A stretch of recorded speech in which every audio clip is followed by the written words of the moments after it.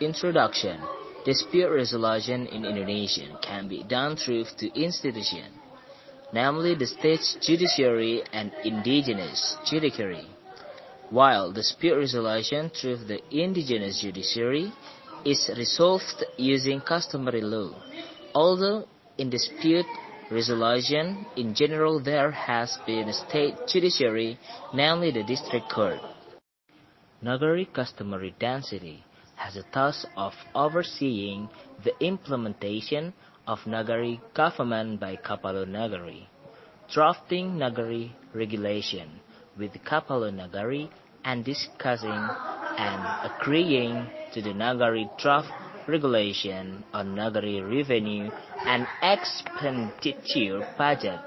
Meanwhile, the authority of the Nagari customary density is appointed Kapalo Nagari by deliberations and consensus, channel the aspiration of Nagari people, supervise the implementation of Nagari customs and culture, hold the Nagari government accountable to Kapalo Nagari, and preserve indigenous and cultural values in accordance with Nagari mutual custom.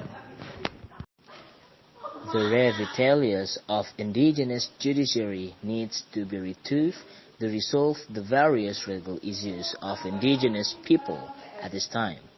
The mechanism of settlement of other disputes takes place at a stage or level that corresponds to the order of Nagari people, which is described in the adage Bajanjang naik, Batonggo turun, which has several levels of race, namely the level of race by the density of tribes, and tribes by tribal density, where at this level the pattern of dispute resolution is mediation or reformulation of problems. How to implement the law of indigenous civil events in the Nagari customary density judiciary can. Research objectives. Everything examined must have a purpose.